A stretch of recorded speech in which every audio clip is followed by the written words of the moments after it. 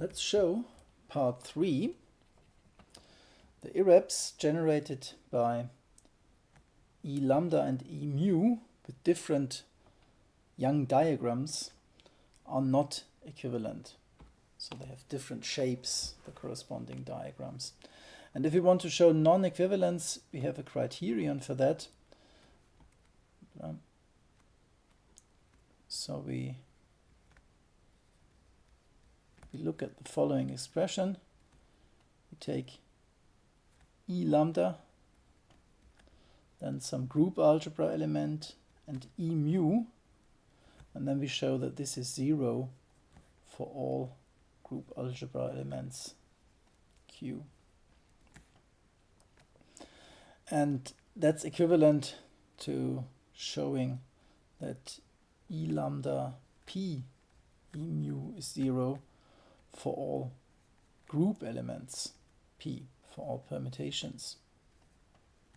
Because these here are just special cases of these up here, and these up here are just linear combinations of these down here.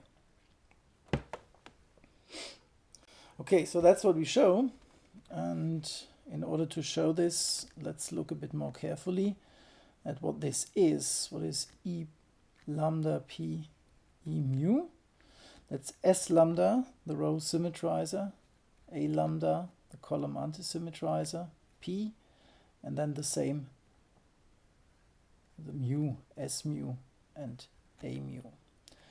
Okay, and if you look at this part here in the middle, that's just some linear combination of permutations. So the whole thing here is a linear combination of terms that look like this. Linear combination of terms that look like this. S lambda, let's say P tilde, some permutation, A mu. So this looks very much like the expressions we had for the Young operators themselves, but with different sets of symmetrizers and antisymmetrizers coming from two different tableaus.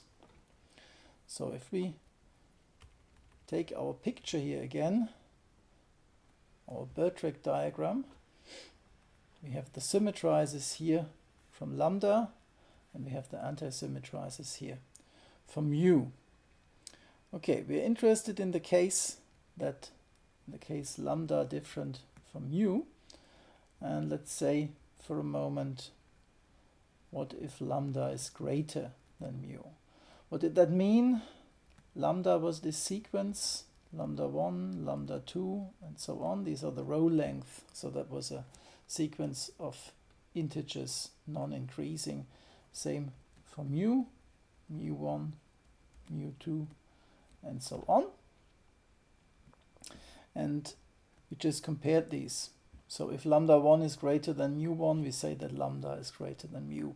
If they are the same, then we compare lambda 2 and mu2, and the first time we find a difference, we take the greater one and say the whole thing is greater.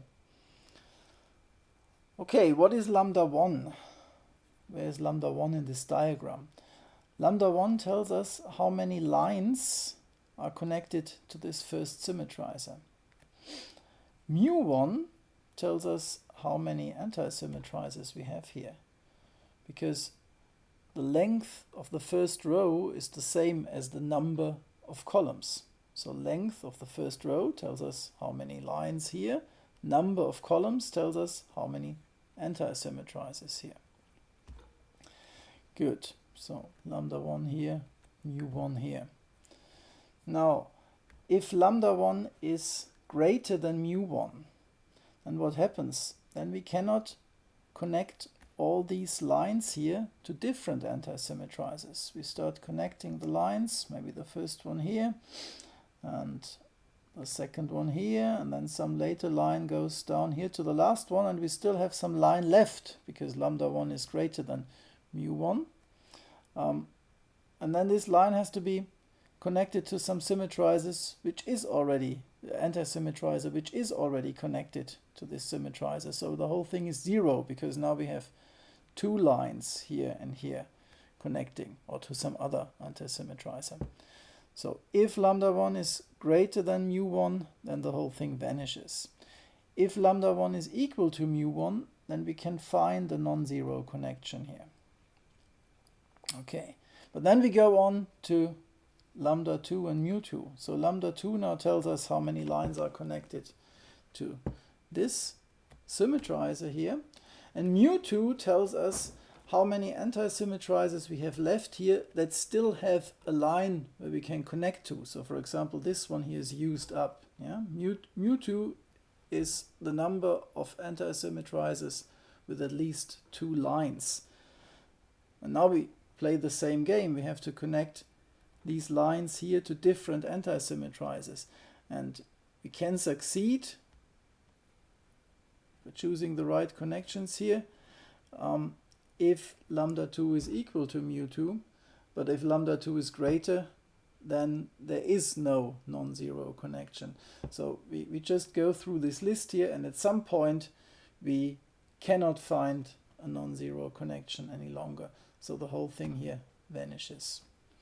Now, what if lambda 2 is lambda is less than mu? Then we don't look at these outer symmetrizers and anti-symmetrizers. Then we look at this inner part here. Here we have the S mu, the symmetrizers from mu on the right. And mu is now larger than lambda.